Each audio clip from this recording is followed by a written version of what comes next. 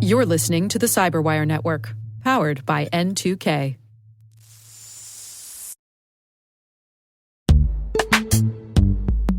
In the dynamic world of enterprise security, identity architects and IT leaders face a major challenge. Growth by repeated acquisitions multiplies the complexity of everything. Multiple IDPs, MFA providers, policy engines that all need to coexist. This can lead to fragmented user identities and policies that create security vulnerabilities and add access friction. Strata Identity solves this. Now you can decommission unneeded IDPs and consolidate the ones you'd like to keep without rewriting apps or disrupting users, engineers, and app owners. Plus, Strata's modular architecture makes it easy to integrate with any identity provider without manual maintenance and coding. Join the ranks of cybersecurity leaders using identity orchestration. Visit strata.io/cyberwire, share your top identity security priorities, and receive a pair of complimentary AirPods Pro. Offer valid for organizations with over 5,000 employees. Step into a new era of identity management at strata.io/cyberwire.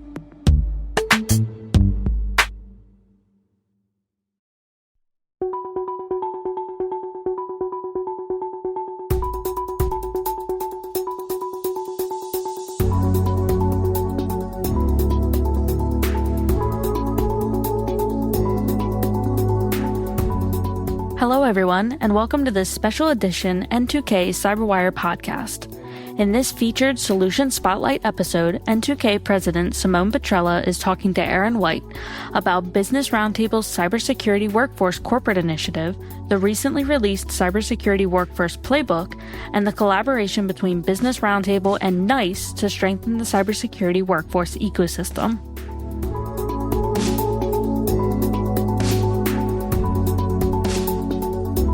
So, the Business Roundtable, it launched its Cybersecurity Workforce Corporate Initiative in December of 2022. But recently, with coordination from members and inputs from experts at the Department of Commerce's National Initiative for Cybersecurity Education and others, you recently released a cybersecurity workforce playbook to help employers create entry-level points to cybersecurity careers and strengthen talent pipelines across those various industries and sectors. So, Aaron, thank you so much for joining to chat with us about this study and some of the other work that Business Roundtable is doing in workforce and cyber workforce specifically. Thanks so much. It's great to be here today. Before we dive into the study, can you share a bit about what inspired Business Roundtable to create this initiative in the first place? Yeah, absolutely. And I think sort of stepping back, it helps to understand the context of the roundtable and what we're all about and why that led us to focus on cybersecurity workforce. So BRT is an association of more than 200 CEOs of large US-based companies. And these CEOs lead companies that support 1 in 4 American jobs and drive nearly a quarter of our GDP.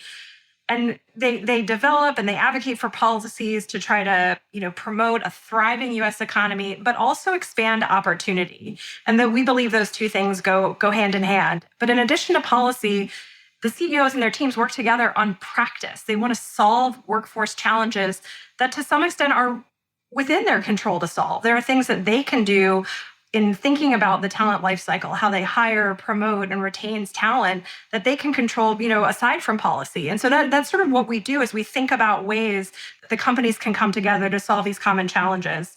And, certainly cybersecurity is a field with tremendous workforce challenges. Whether given the day, it could be 700,000 open roles or 500,000 open roles. It almost doesn't matter how many hundreds of thousands of open roles. Every open role is a risk, not just to business operations, but to national security, to overall economic competitiveness. And this is an issue that matters for every company, not just technology companies, but for retailers, manufacturers, energy, transportation, airlines, infrastructure, so much more.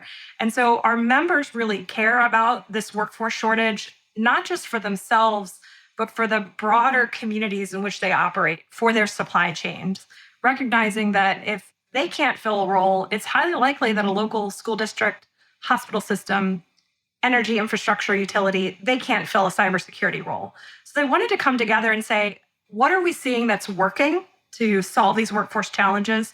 How can we create more entry points to cybersecurity careers? Because these are great careers that pay well and create opportunity.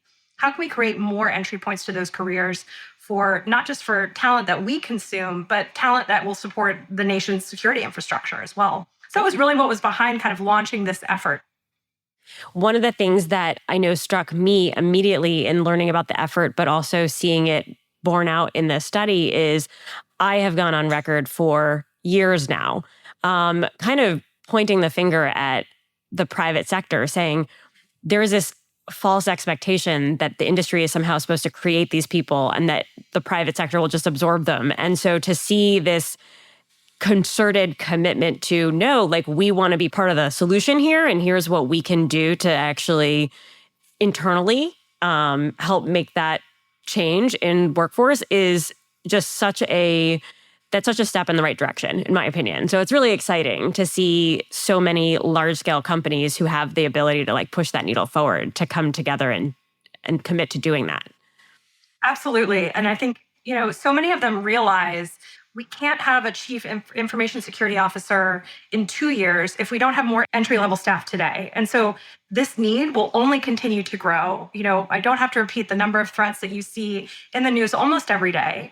And so recognizing that this is cybersecurity is a critical skill. It's not a need that's going to go away anytime soon. We have to create a pipeline that serves that need today and tomorrow. And not just a pipeline, but we're increasingly talking about pathways. This idea that a pipeline is one narrow line, but pathways, there are multiple pathways into the cybersecurity workforce. And that's really what this playbook document codified, was the companies sort of coming together to recognize that there are many pathways into cyber.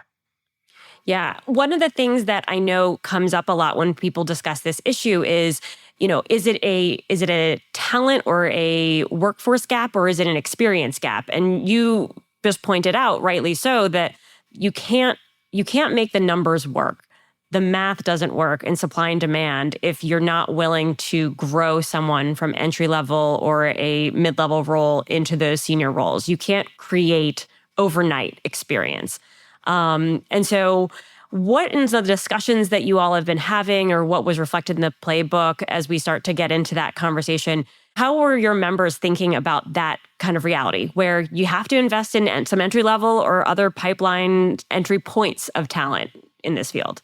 Yeah, absolutely. And I think there's some of things that employers can control. There's some things they can't control in the world, but we wanted to look at those elements that an employer could control. So they can look at what are they requiring for cybersecurity roles at all levels of the organization. And we identified a couple of potential barriers. Requiring a college degree when 2/3 of American adults don't have a college degree.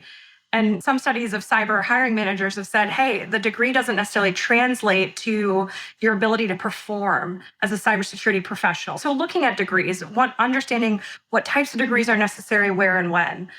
Also looking at certifications. Cybersecurity is a field where jobs often demand certifications at much higher rates than other IT professions. And so, for example, hearing anecdotes of supposed entry-level roles requiring a CISSP, which you can't receive you can't even sit for unless you've been in the industry for 5 years. So things like that, really looking at degree requirements and certifications, but then also thinking about experience and recognizing that, for an entry-level role, by definition, that individual may not have experience in cybersecurity.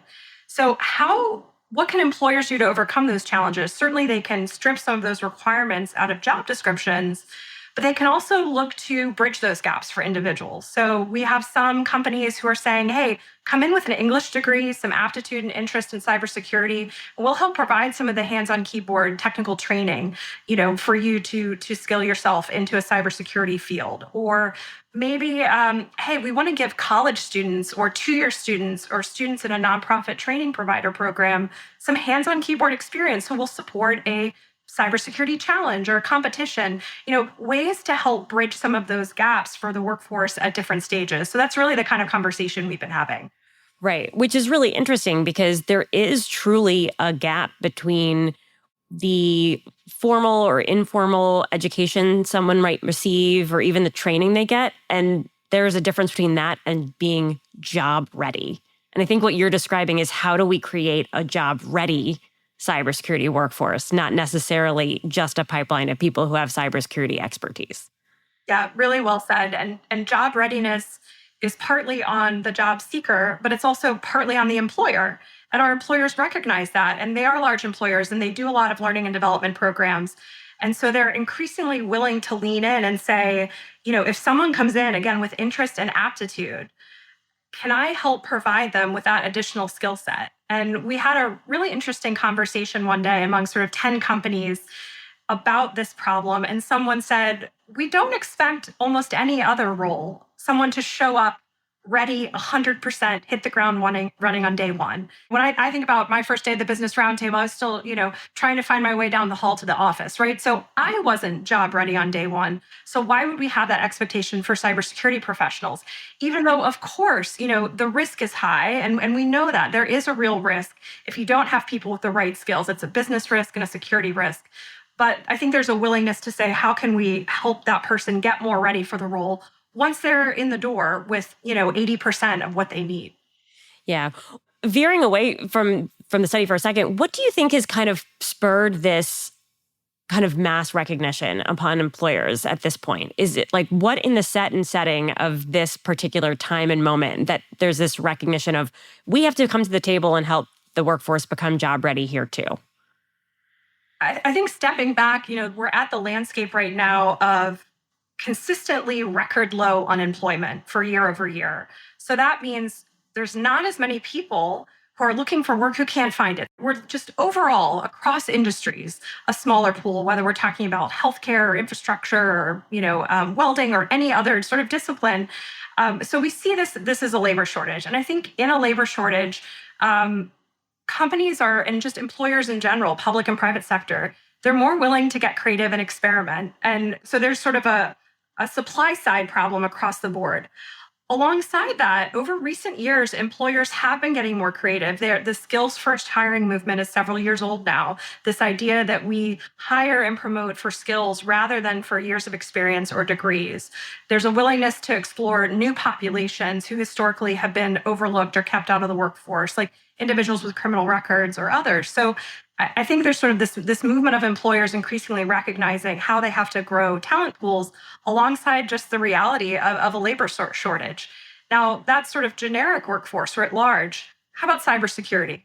Change healthcare breach. Like there are so many incidents that just continue to increase. And while we get really excited about the potential of new technologies like generative AI and the potential to make the workforce productive, we also recognize that creates more threats. And so I think our employers, again, they see this landscape, they see the threat landscape changing, and they're just, more willing to be creative and experiment and are seeing great results, by the way. It's not that they're experimenting and it's not paying off. They're seeing great results as far as, bringing in new folks, bringing in more diversity of individuals from different backgrounds. And these are individuals who are then staying with the company and contributing year over year. We'll be right back.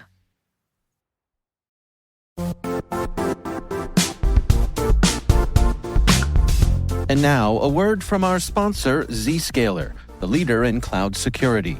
Cyber attackers are using AI in creative ways to compromise users and breach organizations. In a security landscape where you must fight AI with AI, the best AI protection comes from having the best data.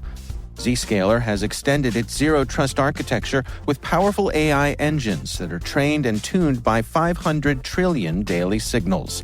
Learn more about Zscaler Zero Trust Plus AI to prevent ransomware and AI attacks. Experience your world secured. Visit zscaler.com/zerotrustai.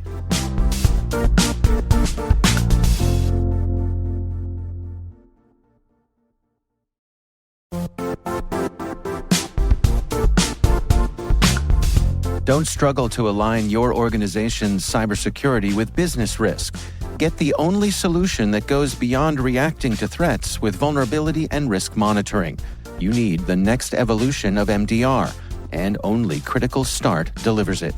Critical Start doesn't just monitor and respond to threats. They put you in control by detecting suspicious activities, quickly responding to contain threats, and identifying your most critical assets and protecting them against vulnerabilities and exposures. With continuous visibility, expert guidance, and measurable risk reduction, Critical Start has redefined what it means to manage cyber risk. Demonstrate provable security maturity to your leadership while positioning your program to achieve the greatest risk reduction per dollar spent. Stop fearing risk and start managing it with Critical Start. Visit criticalstart.com and request a demo today. That's criticalstart.com.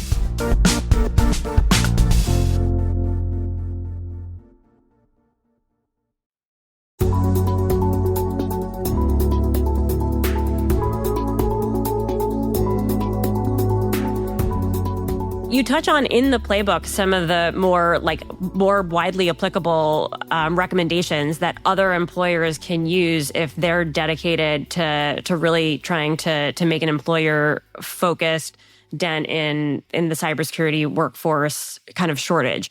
What are some of those main takeaways in particular that you guys found in your kind of committees and results that made its way into this playbook? If someone else is looking at their company to really implement a job-ready program for cyber workforce? It really starts with taking a look at the suite of roles and breaking them down into the knowledge, skills, and abilities required to be effective. And a number of our companies have used the NICE framework, the NICE Cybersecurity Workforce Framework, as one sort of taxonomy of skills, basically just a way to bucket the types of jobs, the types of roles, the types of skills. So when you break down jobs into that, then you can start to get a little more creative in how you map that. And, lots of folks have been really strong in this. JP Morgan Chase has done this. Leidos has done this. Guardian Life Insurance. Just naming a few from across industries that sort of started with, let's just step back and understand what are the roles, what are the skills and knowledge needed. And let's consider removing some of those degree and certification requirements. So that's sort of step one is looking at the workforce. But then there's this opportunity to really try a suite of practices. And I'd say there is no one practice that if you just do this, you'll solve your shortage. Rather, it's a holistic approach. And Guardian, under the leadership of CEO Andrew McMahon, has been a real champion for this. And in part that, they're a 150-year-old insurance company. They have a lot of data. They have a lot of data that they want to keep secure. And so they've thought sort of 360 degrees about their cyber workforce program. They've thought about the degree requirements. They've thought about innovative hiring partnerships with nonprofit training providers like NPower. They've thought about partnerships with HBCUs, with community colleges. They're offering students work-based learning who are in four-year programs, but then they're looking inside their company. And they're providing employees with opportunities to grow technical skills on internal platforms, to do gig assignments and rotations, to try and experiment and grow. I think that's the sort of strategy that, ultimately more of our employers are starting to embrace, that they can't just do one thing. It's sort of multiple things at play at once that help them really solve their workforce challenge. Oh, it's incredible. Taking that on the side, because a lot of listeners are certainly employees and represent companies, but there's also a fair amount of individuals who are looking to either enter the field or, progress in their own fields. What do you think is the impact that this could have on that supply population? Do you think this will actually create a more even-keeled opportunity for folks to actually enter the cybersecurity field or profession, if that's something they're interested in doing? Well, certainly we'd like to think so. We hope that employers, and not just really large employers or Business Roundtable members, but all employers sort of embrace a more sort of creative approach to workforce development that recognizes the multiple pathways in. And so what we hope is that more individuals see themselves in the cybersecurity workforce. You could be a career changer. You could be a mid-career professional who wants to move into this high-growth occupation. And maybe you see an opportunity for yourself because you recognize, hey, Visa, for example, is partnering with a local community college here in the Northern Virginia region for a payments processing credential. So maybe I can get that credential alongside my cyber certificate and transition into this high-growth field. Or maybe I'm a transitioning military veteran and I have some technical background, but I have a mission orientation and I can see myself in one of these fields. So what we're trying to do is just expand the number of people who see themselves in cyber, and then create more on-ramps within a given company to that pathway. And I'd say for those who are listening who are currently employed, I mean, a lot of our members are looking at their own workforce. If you understand a company and their brand and their landscape of operations economically, you probably understand the risks they face. So we have examples from Walmart of frontline retail associates who, again, interest and aptitude, are able to go through an internal academy training and transition to technology workforce, ultimately to cybersecurity roles, because they understand the brand, they understand retail, they see the risks. And so I think there's a real opportunity as employers increasingly look at their own workforce and say, hey, you're in a role, technical or not, we're going to help provide you with the opportunity to move into this incredibly critical position for our company. Yeah. Well, and what's so powerful about that from my perspective is if you start with that kind of data first driven understanding of, hey, what are our roles for our company? And then where do we have, like, where's our needs? And then what do we have today? Then the doors of possibility of kind of how you want to solve that, frankly, do become very specific and unique to that company, their culture, their risk profile, the threat landscape, the way that they kind of view themselves. Like, there are some retailers like Walmart that are very invested in and take a lot of pride in the cashier to executive, model. So that can fit very well. That might look totally different than, what a financial services, company is going to do. Like, you can make those decisions. It's not a one size fit all. And I think that one thing that stuck out to me in the report is it's accounting for that, know where you are and where you're going first, and then decide what programs or things you want to put in place to help you get there. Absolutely. And, a number of our member companies are providing this type of training opportunity, not just to their own employees, but to the field. So Cisco, CEO Chuck Robbins is chair of the Business Roundtable, and Cisco has a, nearly 20-year track record of their networking academy, which, skills millions of people nationwide. And, 95% of the learners on that platform leave that training opportunity all online with either a job or a step towards another educational opportunity. So, an IBM, same type of idea with their skills build platform. So these are also open platforms that provide learners with no cost or low cost learning opportunities to help augment their skills and maybe even see, hey, is this kind of field of interest to me? Is this something that I might want to move into? Yeah. One of the other things that stuck out to me towards the end of the report was a bullet that advised other companies to provide the time and the training resources to enable the staff that they have, whether IT or otherwise, to transition to cybersecurity roles. And I think that that's such a kind of powerful conclusion to come to as you think about the economic realities. And my kind of question to you on that is, my interpretation was, that's like an economic recognition that there is an incentive and advantage it makes business sense to create that time and investment as opposed to like paying for the talent or expecting it to come in. Am I reaching too far there, or did I make the right read between the lines? Yeah, I think that is a right read between the lines. It's a reality of, look, either we go out to the market and try to purchase the talent off the open market, which, by the way, we already talked about supply, wage premiums, et cetera. Maybe I can't even afford talent. Maybe we keep poaching the same people from each other, or I invest internally, and that return on investment is incredible, particularly if you're thinking about retention and turnover costs. Our businesses, they want to keep their great employees. They want to keep them, and cybersecurity does have a retention challenge. So some of this is about your existing professionals and providing them with opportunities to learn new skills, to practice new skills, to take on new roles. Hey, I'm in the SOC today. I want to try some kind of analysis tomorrow, or I want to go into governance. It's providing those opportunities to keep your existing cyber employees, but also then recognizing the payoff is huge to just invest internally in workers and give them, no matter where they are within the company, the opportunity to grow their skills. Because that definitely pays off in the end.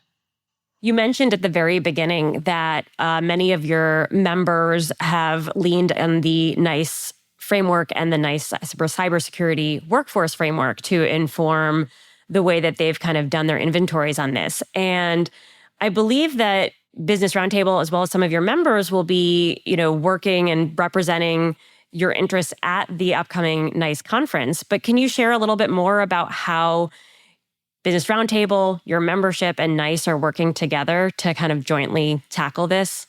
Yeah, absolutely. We have a number of member company staff from whether human resources or cybersecurity leaders who are engaged within various NICE committees and initiatives, whether it's about apprenticeships or work-based learning opportunities or talent management. So they're really trying to inform from a private sector perspective some of what the great work and resources that NICE is producing. But for the conference itself, we're very excited. We have a workshop on day one where Business Roundtable members will come together, senior leaders from cybersecurity and human resources, to share more real-life examples. I've just given you a flavor, but there are many more about what's in the playbook. So it's a chance to kind of dive in, speak with business leaders and learn more about what they're doing, and hopefully they can learn from the audience and from each other. So we have a pre-conference workshop. We're also very excited that the head of cybersecurity, the chief information security officer for United Airlines, Deneen DiFiore, will be giving a keynote talk at the conference. And Deneen calls herself sort of the accidental cyber executive. She has a great story, and United, again, a great company. The United Airlines CEO, Scott Kirby, is the chair of our Education and Workforce Policy Committee. And so we're really excited to be able to have her share some insights. There will be other members throughout the conference, but it's just a way we feel like, look, this is an all hands on deck problem. The conference this year, the theme is around partnership across the ecosystem, which means business, public sector, nonprofits, education at all levels coming together to solve this problem across sectors, because it can't just be on any one of us. It has to be all of us, working together to solve the problem. Well, really looking forward to the workshop coming up here in June, as well as Deneen's keynote, and we're going to have an opportunity to chat with her coming up soon as well. So, Erin, thank you so much for joining me today, and really looking forward to seeing where this goes with Business Roundtable and all of your members. Excellent. And I'd be remiss if I didn't end with a quick plug for the playbook. You can access it at our website, brt.org. Encourage you to dive in, share it. Let me know what you think. We'd love to continue this conversation. Thanks so much.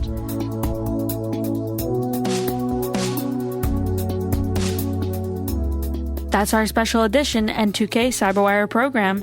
Thank you all for joining us, and thanks to our special guest, Erin White, for sharing their experience and insights. Remember, N2K's strategic workforce intelligence optimizes the value of your biggest investment, your people. We make you smarter about your team while making your team smarter. Learn more at n2k.com. Our mixer is Trey Hester, with original music by Elliot Peltzman. Our executive producers are Jennifer Iben and Brandon Karp. Our executive editor is Peter Kilpie, and I'm Liz Stokes. Thanks for listening. We'll see you back here soon.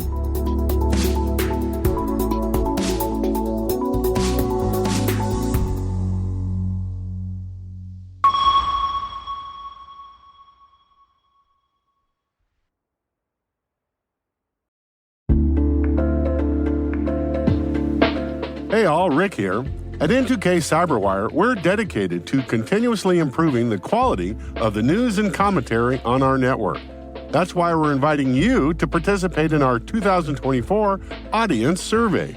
It only takes a few minutes, and your feedback is invaluable. Plus, you'll have the chance to win a $100 Amazon gift card as a thank you for your time. Head on over to cyberwire.com/survey. That's cyberwire.com/survey to share your feedback now.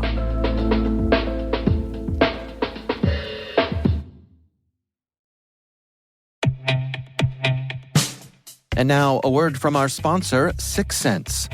6 Sense provides award-winning cloud-based automated endpoint and vulnerability management solutions to streamline IT and security operations. With its advanced platform, businesses gain complete visibility and control over their infrastructure, reducing IT and security risks and optimizing operational efficiency. With 6 Sense, you'll get real-time alerts, risk-based vulnerability prioritization and remediations, and an intuitive automation and orchestration engine so you can focus on your core business goals, confident in the knowledge that your enterprise is secure, compliant, and running smoothly. To learn why enterprises choose 6sense, visit 6sense.com.